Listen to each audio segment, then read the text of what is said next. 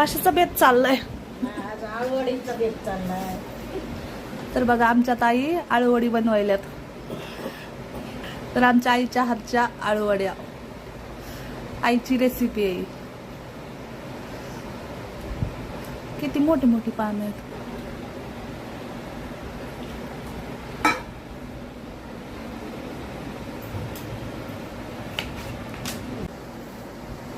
बेसन मध्ये काय काय टाकलंय तर सांगा रेसिपी. बेसनमध्ये हा, वड्याची रेसिपी तुमच्या. हिरवी मिरची, लसूण, आलं, पांढरे तीळ, मीठ, हळद, जिरी पावडर, धना पावडर.